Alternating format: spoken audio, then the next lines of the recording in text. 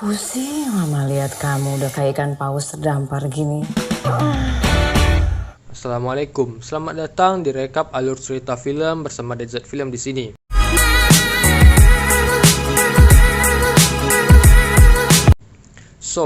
Kali ini gue bakal rekap alur cerita yang bergenre drama komedi, biar gak serem-serem amat channel gue ini. Film yang akan dibahas kali ini berjudul Imperfect. Gak usah pakai lama, hayu, gasken. Film ini dibuka dengan seorang ibu yang bernama Debbie yang baru saja melahirkan anak keduanya yang bernama Lulu.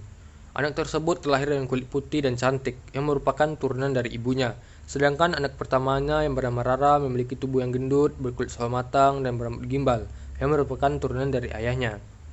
Debbie yang merupakan mantan model selalu menasihati Rara dalam menjaga makanan. Namun, Rara selalu dibela sang ayah agar Rara tidak terlalu diatur untuk memakan apapun, karena pada saat itu Rara masih dalam masa pertumbuhan. Sang ayah pun mengatakan kepada Rara, jika cantik tidak dinilai dari penampilan saja, tetapi dari hatinya. Pokoknya, Rara udah anggap ayahnya seperti orang yang paling berarti bagi dirinya, hingga pada suatu ketika ayahnya Rara mengalami kecelakaan, yang mengakibatkan ayah Rara meninggal untuk selamanya. Dan mulai saat itu, Rara pun tidak bisa bebas lagi dalam mengkonsumsi makanan. Mama lihat kamu udah kayak ikan paus terdampar gini. Rara kini beranjak tumbuh dewasa, dan berat badannya pun semakin meningkat saja. Dan kini Rara selalu dibanding-bandingkan adiknya Lulu yang semakin hari semakin cantik aja nih guys. Dika pun datang menjemput Rara untuk mengajar anak-anak yang kurang mampu. Mami telat 5 menit doang. 5 menit penuh siksaan Tahu lah. Dika merupakan seorang fotografer sederhana yang mencintai Rara apa adanya. Dan tak kalah, Lulu juga mempunyai pacar yang bernama Georgie, yang merupakan influencer, selebgram 2 juta followers, dan sudah centang biru pastinya. Namun, di balik semua itu, Georgie ini sering ngatur-ngatur pakaian yang harus digunakan oleh Lulu, sehingga Lulu merasa risih guys. Dan Georgie sering membuat Lulu merasa insecure dengan kata-kata seperti, kok pipinya tembem, dan lain sebagainya. Padahal, nyatanya pipi Lulu gak tembem sama sekali. Dan itu semua karena Georgie ingin Lulu tetap menjaga badan agar selalu bisa menampilkan yang terbaik demi mendapatkan followers lebih banyak lagi, sehingga bisa mendapatkan banyak barang endorsan. Curut ditampol bebek. Bebeknya lupa sopan santun. Kalau rambut mendadak lepek, pakai aja sampo pantun. Hal ini berbanding terbalik dengan pacarnya Rara, yaitu Dika. Dika tulus menerima Rara apa adanya, tanpa memandang fisik sama sekali. Dika mengatakan yang susah itu nyari yang cocok, kamu udah cantik, cocok lagi.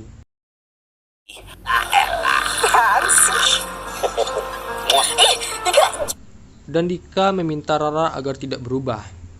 Lanjut.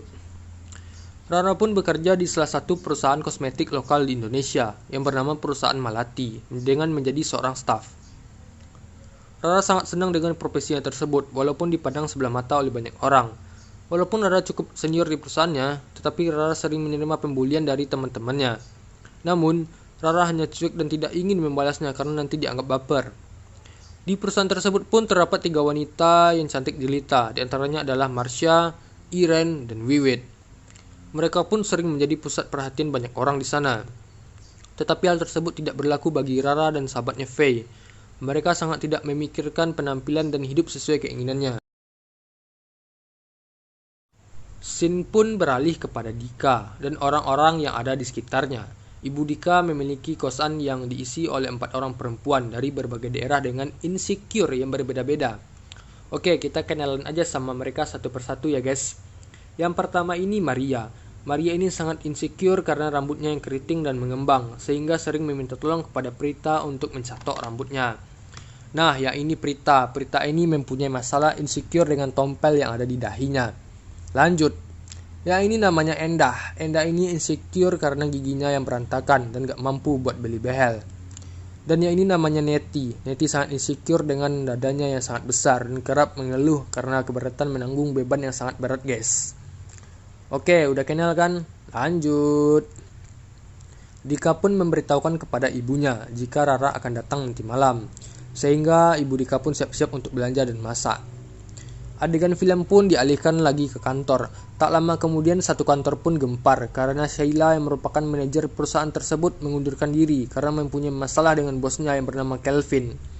Dan Kelvin ini merupakan anak dari pemilik perusahaan Malati yang menyebabkan ia dipercaya untuk memegang dengan baik perusahaan Malati tersebut.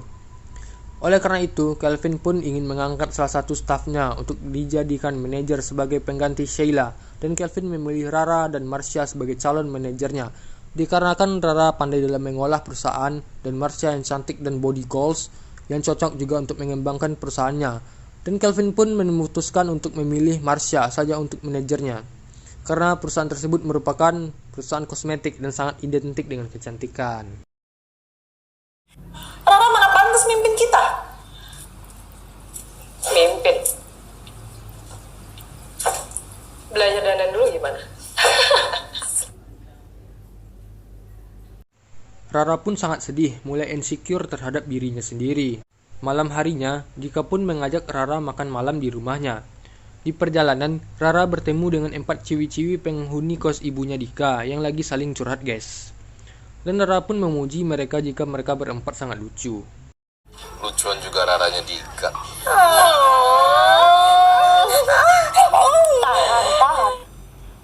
Sudah, mari kita lupakan. Lanjut, Rara pun disambut hangat oleh ibunya Dika, dan di meja makan sudah banyak makanan yang tersedia. Rara yang tadinya insecure pun seketika menjadi lupa dan malah makan sepuasnya. Setelah makan, Rara pun diajak lihat-lihat sekeliling rumah oleh ibunya Dika. Rara pun menanyakan tentang kamera yang terpajang di rumah tersebut. Ibu Dika menjelaskan jika itu kamera warisan ayahnya Dika. Masih berfungsi sih, tetapi agak kurang sempurna jika dipakai. Setelah itu, Rara pulang dan di rumah Rara teringat kejadian di kantor tadi dan merasa insecure kembali. Nanti lu bisa kasih saran. Ini masalah orang jelek lu, kamu gak bakal ngerti. Tanpa Rara sadari, ternyata orang sempurna seperti Lulu pun masih mempunyai insecure. Lulu insecure dengan pipinya yang bulat dan komentar-komentar jahat lainnya dari media sosial. Debbie yang merupakan ibunya Rara pun mengatakan jika selama ini dirinya tidak jahat. Ia menyuruh Rara untuk jaga makan dan rawat badan hanya semata-mata untuk kebaikan Rara. Dan semenjak dari itu, Rara pun memutuskan untuk berubah dan meminta waktu 1 bulan kepada Kelvin untuk merubah penampilannya menjadi lebih menarik. Kelvin pun memberikan waktu 1 bulan, dan jika berhasil, Rara akan diangkat sebagai manajer. Di sisi lain, ibunya Dika ditagih hutang oleh Ibu Tuti. Dulu sebelum meninggal ayahnya, Dika sempat sakit terlebih dahulu, sehingga membutuhkan biaya lebih yang memaksakan Ibu Dika meminjam uang kepada Ibu Tuti sebesar 40 juta, dan Ibu Dika belum bisa membayar hutangnya sampai sekarang. Sementara itu, Rara sudah mulai pergi ke fitness dan mulai pola hidup sehat. Shell, Mbak jangan lupa disiksa ya. Siap. Dulu ya Raya. Perutnya supaya gak gerak-gerak. Tak sempurna gejala ini yang membuat bahaya. Ini Rara, tunjukkan pesonamu. Kehidupan Rara pun berubah 360 derajat. Kini Rara menjadi seorang manajer dan menjadi seseorang yang disegani oleh semua orang, termasuk Marcia and the Gang yang dulu kerap membulinya. Dan Rara pun kini sering memperhatikan penampilannya. Beberapa hari kemudian, Dika pun datang menjemput Rara untuk pergi mengajar anak-anak kembali. Namun, Rara menolak untuk naik ke motor karena udara yang panas dan takut rambutnya rusak. Rara pun lebih memilih naik taksi dan Dika pergi sendirian dengan motornya. Dan pada akhirnya Rara pun telat karena macet. Dan kegiatan belajar mengajar pun baru saja selesai. Dan tepat pada hari ulang tahun Rara, anak-anak dan Dika merencanakan akan membuat sebuah surprise istimewa untuk Rara. Namun, Rara malah mabuk bersama Marcia and the Gang yang menyebabkan ia tak sadarkan diri sampai jam 8:30. Rara yang panik pun segera menuju perayaan ulang tahunnya bersama anak-anak dan Dika. Namun sayang, anak-anak sudah tidur. Dika pun sangat kecewa dengan Rara yang sekarang. Singkat cerita, Dika pun bisa membayar setengah hutangnya kepada Bu Tuti dengan hasil kerja kerasnya menjadi fotografer. Ini nyetak duit daripada nyetak foto ya kok. Ali, iya mah bentar.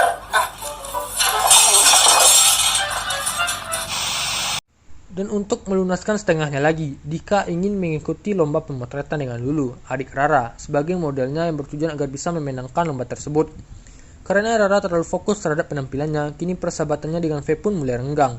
Dan tanggung jawabnya sebagai manajer pun teralaikan, yang menyebabkan perusahaannya mengalami kerugian sebesar 21%. Dan saat rapat, Rara pun tiba-tiba pingsan dan dilarikan ke rumah sakit. Saat di rumah sakit, wajah Rara menjadi pucat dan dokter mengatakan jika Rara telah melakukan diet ekstrim dan kekurangan karbohidrat dan dapat membahayakan tubuh. Rara pun sedih dan ingin menemui Dika, dan pada saat bertemu Dika, Rara melihat Dika sedang mesra-mesraan dengan Lulu. Padahal Rara salah paham. Dika hanya memotivasi Lulu agar tidak insecure dengan pipinya supaya hasil pemotretan maksimal. Pada saat itulah emosi Rara pun memuncak, sehingga Rara memaki-maki Lulu. Lulu pun sakit hati dan langsung pergi. Dika pun tak menyangka Rara bisa berubah seperti ini, dan Dika pun pergi meninggalkan Rara juga. Dika yang tidak bisa menahan emosi lagi langsung menghajar anak Bu Tuti yang sedang mengganggu anak kos ibunya si Endah. Karena berkelahi, kamera Dika pun harus diservis dan mukanya babak belur. Kemudian Dika curhat kepada ibunya tentang Rara yang berubah, dan ibunya mengatakan Dika tak boleh egois dan harus bisa membimbing Rara yang sedang mencari jati dirinya. Lalu ibunya pun bertanya apakah Dika masih sayang kepada Rara. Dika pun menjawab iya. Di rumah, Rara dan Lulu bertengkar hebat sehingga ibunya turun tangan. Debbie, ibunya mereka pun mengatakan jika dulu ia seorang supermodel yang memiliki body goals. Setelah melahirkan Rara yang beratnya 4 kg, kini perut Debbie tidak bisa kencang kembali, dan selama bertahun-tahun Debbie sangat insecure dengan hal tersebut. Emosi mereka pun mereda dan saling merenungkan kesalahan masing-masing. Sehingga Rara dan Lulu pun berdamai. Ibunya pun meminta maaf dan tak akan mengatur kedua anaknya lagi dalam hal apapun jika itu membuat anak-anaknya tertekan dan tidak nyaman.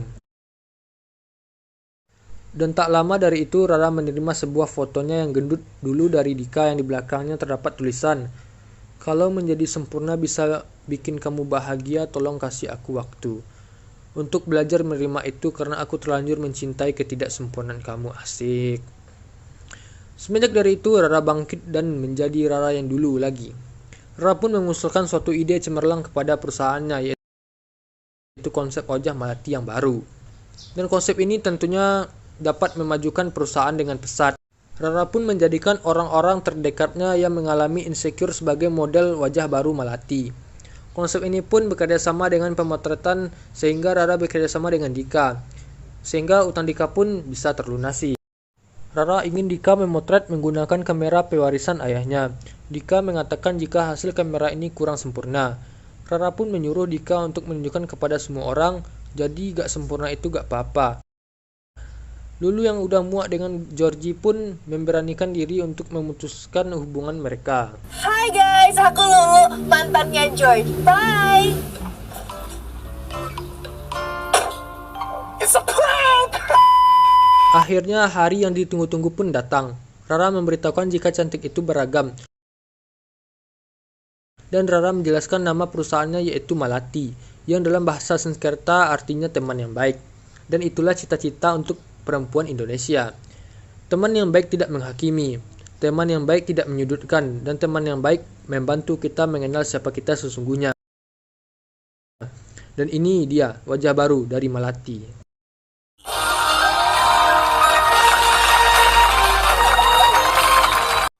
Sorak dan pujian pun diberikan kepada Rara. Marsha yang dulu ingin menghancurkan Rara pun terpukau dan akhirnya benar-benar kagum kepada Rara. Hebat banget sih caranya nikah. Di akhir film, teman-teman Debbie yang julid-julid ini bilang kalau Rara gemukan lagi. Rara pun menjawab, untuk apa cantik jika ia tidak bahagia? Dan kini Rara bahagia dengan keadaan apapun, karena sesungguhnya kita gak perlu sempurna untuk bahagia. DN. Nah, jadi ceritanya segitu guys. Pesan yang dapat diambil adalah kita gak perlu sempurna untuk bahagia. Semoga video ini menghibur. Keep enjoy and see you.